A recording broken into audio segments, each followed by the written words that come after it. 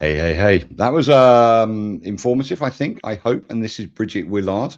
We just met Jimmy Rose and Bridget Willard.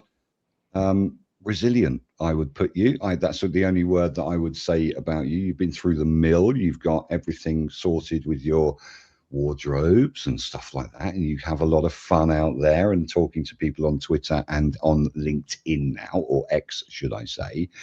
But you're a marketing consultant, teacher, copywriter, focused on relationships first, brands second, you are. And I think that's the way this world is going, isn't it? So, and you're the founder of Bridget Willard LLC, and you help small businesses. Well, actually, I've seen you working with some pretty big organization. Actually, it's not just small, but what do you call small? They like this. You're like a Fisher person. It's only a small business, right? Well, So in you SaaS, a small business is, you know, exactly right. You got a lovely presentation. I'm gonna leave you to it. Got plenty of time. Have a good time, and I'm in the background if you need. all right. Well, thanks for everyone for joining. Last day, saving the best for last. Well, MP Mike is coming up shortly. Hey, you're turning your SaaS objections into blog posts. Why? So they close deals. I think that people are thinking about content, especially with AI assistance, in a little different light than they should, which is why are people not signing up for your SaaS? You want the conversion piece to close those deals. So we're going to talk about it. And I see this all the time. What should I write about? For 20 years people have asked me, what should I write about? But the thing is, your best converting content already exists. You're just not capturing it. Where's this content, you may be asking? Well, let's talk about the problem first. Let's talk about the problem. Most SaaS companies, most WordPress companies, most small businesses that I've helped, they're always chasing keywords. And I'm going to blame SEO for this, and SEOs as people promoting this keyword. Keywords really are for what's happening in the past. So you have now, you have the future, and you have the past. And if you've heard me speak or you've seen any of my videos on YouTube or seen anything of me talking, especially the last year and a half, I have a distinct opinion about chasing keywords, especially in SaaS. Why? Because you've created something. You may have even created a category. So if you created something that didn't exist in the past, there's not going to be any keyword research in the past because nobody knew that you made something, so they're not looking for it in the past. Now, if we were in Star Trek, maybe in another dimension, they were looking at it. But for now, and our data centers are still on Earth because SpaceX hasn't started building them out there yet.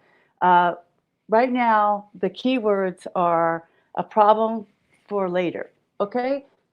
Marketing is chasing keywords. Sales is over there banging their head against the wall, answering the same questions over and over again. And support is actually solving the problems.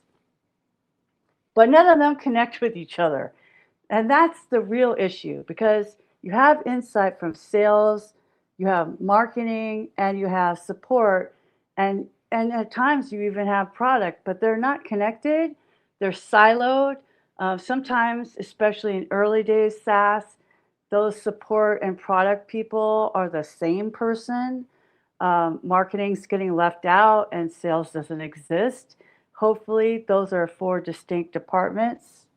Um, so, if you even have a blog, if you even have a blog, they're not converting because your blog is your feature updates that nobody cares about. I say in love, nobody cares about your feature updates. Please, if you get anything out of this, the 10 people that are watching, or however many of you are that showed up for the replay, your feature updates are great. They're great for a change log. They're great to have out there, but your blog should not only be feature updates. If you learn one thing, okay. So your blog posts aren't converting. Sales is just continually repeating themselves, trying to combat these sales objections on their own. And your prospects are going, I don't know, like, why should I change? So, of course, all these deals stall. And even yesterday, I saw on Reddit somebody in the SaaS subreddit talking about, how do you get your first 10 customers? I took the founder playbook. I've done all the steps. You know, I'm, I don't know what's happening. I've been tweeting in build in public. Nothing's happening. And I just wanted to say, dear friend, your customers are not in the build in public community, nor are they in the SaaS subreddit. That's your peers. So you don't even know why your people aren't signing up because you're not having a conversation with them. So instead, here's the shift, okay? You shake it off like Taylor Swift, just shake off the bad stuff, shake off the bad juju, and shift with this.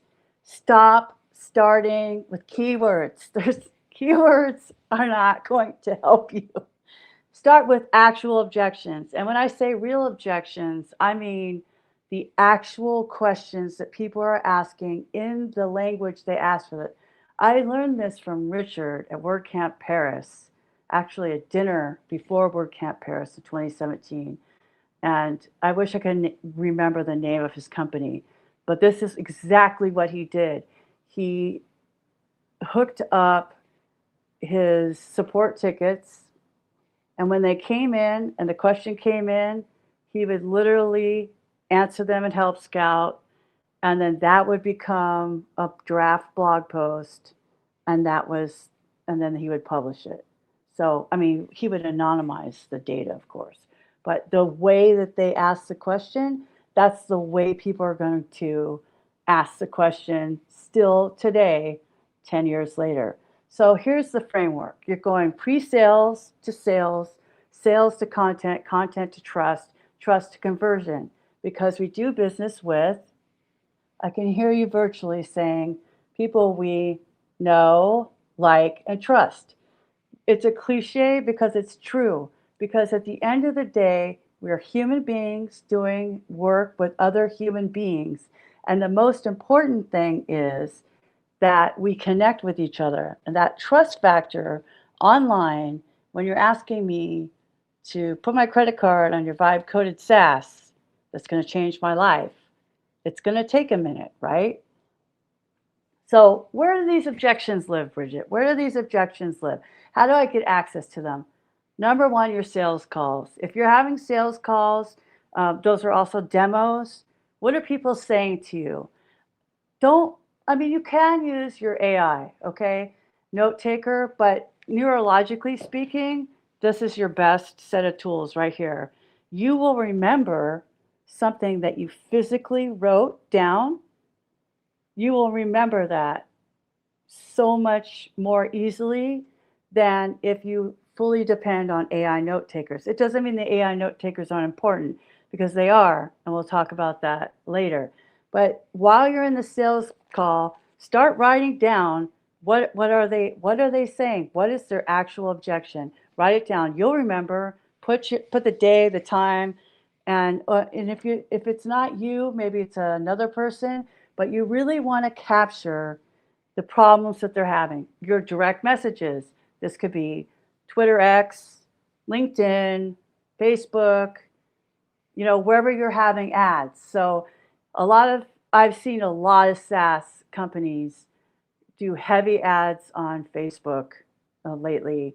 Actually, that's how I found thumbnailgenerator.com. I found guide.com that way. I mean, it will work to some degree, but it doesn't necessarily help your churn. So that's another conversation. Support tickets.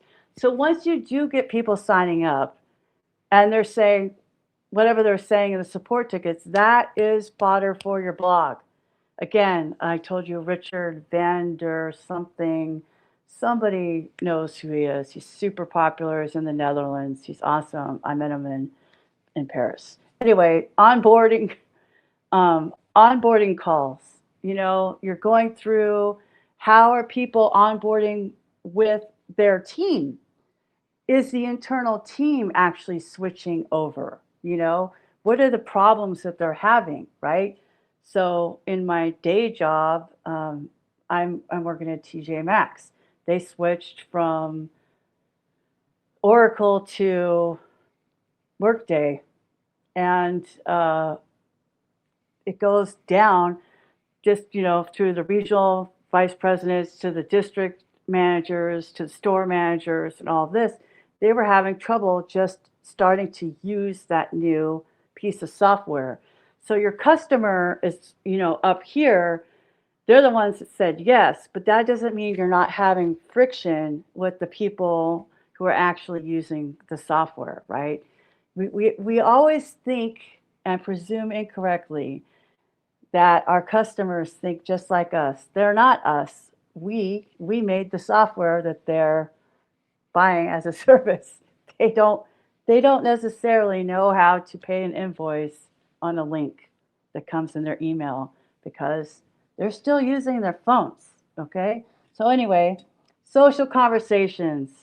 And this is where you get to be a stalker. This is using tools like, well, actually reading Twitter, not just replying, not just posting on your own thing, not just replying to your own replies, but actually using lists. If you know anything about me, Bridget Willard, you will know Twitter lists are the biggest tool that nobody uses. I have many videos. Just Google it. Ask ChatGPT. He'll tell you what I said.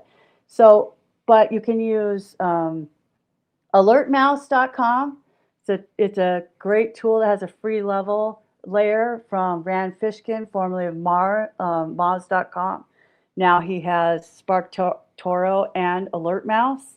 I'm a big fan of Google Alerts. As it happens, all results. I want to know if anybody's saying BridgetWillard.com, Bridget Willard, launch with words, my product name, my domain name, my name.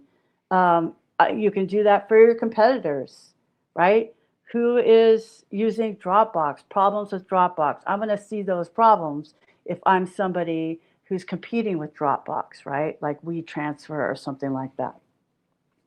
So an objection isn't necessarily resistance, but it is a request for clarity. And clarity is something you can give on your blog. Yes, you got it. See, now a lot of you in the WordPress community know me from when I worked at Thought House. Give WP was our client.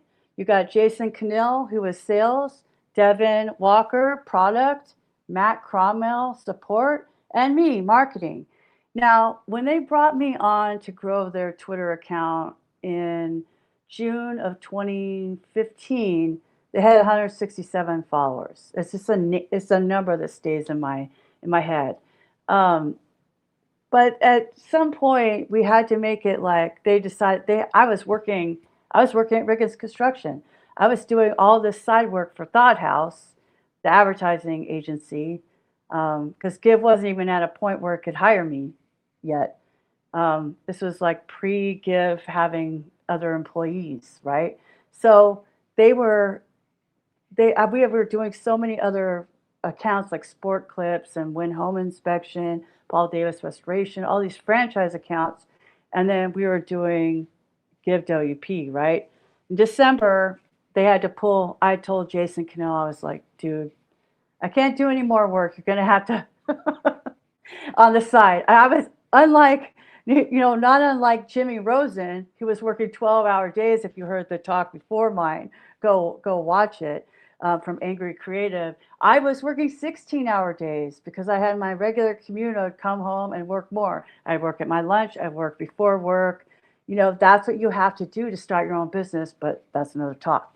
Anyway, so they pulled the trigger and hired me in December of 2015.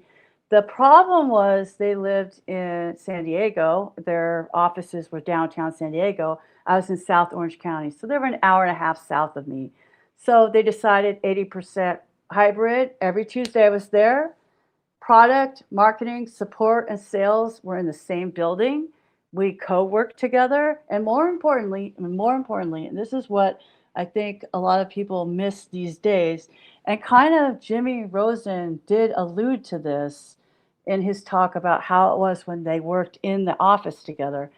We went to lunch together. So product, marketing, support, and sales were in the same table for lunch, talking about friction in sales, pre-sales comments, issue support that support was facing, the product roadmap. We were all together. There's no silos. You didn't have to like be invited to another team meeting to find out what the product roadmap was. You could share insights from Slack, of course, from Twitter and Slack and what have you. Oh, your customers really want recurring donations. This is what you're hearing or whatever, right? So you had that ability to do that. Now, like I said before, not a lot of people have the luxury of being in person. They don't all have the luxury of having all those departments to start their SaaS, to grow their SaaS. But here's the plan. Here's the plan that any level can take, especially if you're using Claude, Perplexity, Gemini, ChatGPT, and whoever else to help you aggregate this information, right? This is why I said I'm not against the AI note taker, but your brain is much better. And having your notebook and your pen is a really great way to take these insights. But have AI categorize the repeated questions. And then as a team, come up with the answers, the real answer, so that sales isn't overpromising, right? We know sales loves to overpromise. Oh, yes, sir. Yes, we could do that for you. And in the meantime, support's going, you're killing me right here. And product's going, that's not even on the roadmap. And marketing's going, yes, sir, let me have you talk to, right? So it's keeping you on the same page. It's keeping you on the same page because this is the copy on your website. Your website becomes the source of truth, not just this legacy piece of digital asset that never gets updated. It's your living sales, marketing, product, support assistant that works 24/7. So you identify those repeated questions, you write the real answer, you publish your blog post. You have preventative support, you have pre-sales right there, you have things for marketing to share on LinkedIn and Twitter, and you've got sales on the same page. So what questions do people keep asking before they buy, during the sales cycle, whatever it is, depends. Keep those, when I was a secretary, we would have files for the vendors and whatnot. And then they were sorted alphabetically. And then you would have a miscellaneous file. So the rule was if you have 3 invoices from the same vendor, they get their own file. You could create that same kind of a rule, right? If you get the same question in Help Scout 5 times, then everybody goes over the answer, you make the real answer. I did this for pneumo nitric oxide when I was doing their support in their transition period a couple of years ago. We would get the same questions. I would get the answer from either the president, Susan, or Dr. Nathan Tyler himself. And then that was in the Google Doc. We didn't even have Help Scout then or anything like, I just say Help Scout, but you know what I'm talking about. And we didn't have that. So we had a giant Google Doc library of this is the question, this is the answer, copy, paste. So that when they did scale and hire the team from the Philippines, they already had the answers that everybody already agreed on that came from the source of truth. So it doesn't have to be super polished, but it definitely doesn't have to be SEO first. Remember, you created a new thing, a new program that solves a new problem in a different way. You do not need to worry about keywords yet. Just clear and honest, the answer you could agree on, and then publish it. Every objection gets their own post. Of course, you can repurpose this on social media. It can be a picture on Instagram. It can be a slide. It can be a video. It can be just a tweet. You can post out the link. you can actually publish an article on LinkedIn, which is bonus points, because you would be able to overcome those objections where your decision makers are, and then use it everywhere, which is what I just said. Okay, so is your software worth the cost? How are you different from product X? Will this work for me? And again, the question is the title, and the post covers pricing, return on investment, what you actually get for your money. Um, uh, how are you different from Dropbox, right? How are you different from DocuSign? The question is the title. The post covers comparisons and price. Don't be afraid to call out your competitors. You are competing with them. You created this thing that you want people to sign up for. Maybe it's not, you don't even have a competitor because maybe you're created something in a new category. But this, again, this is the framework. Will this work for me? What's the use case? That's why I don't like feature updates, because if I don't know why I should be using your software, how's the feature update going to help me? This builds trust early. It reduces friction when you do have those demos scheduled, demo calls. It shortens the sales cycle because, yay, who doesn't want that MRR? I mean, Jimmy Rosen was talking about his number one goal, monthly recurring revenue, MRR. That's when you have a business that can sell, right? He sold and bought businesses because the only thing that matters is how much revenue you have.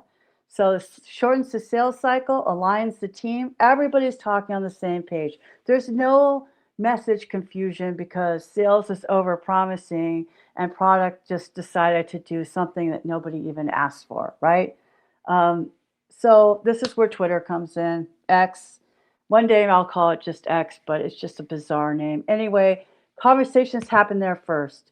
You can read what people are talking about, what they're frustrated with. Objections show up in real time, and those blog posts become the real proof that converts your customers. Better conversations, better content, more conversions. That's the name of the game. So pick one objection per week, write one post, and use it in one conversation. Back when we were doing this heavy forgive, we published 4 times a week.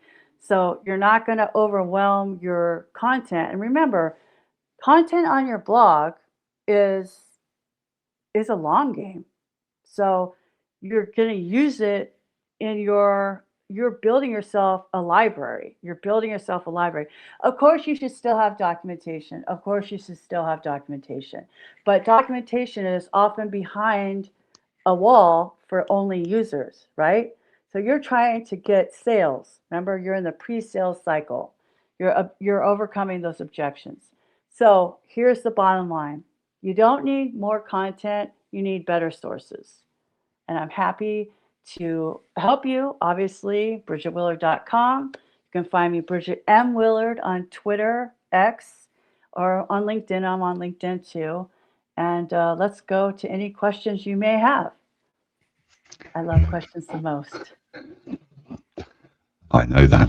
Yeah, don't we know that? You do like answering questions. Actually, you answer a lot of questions.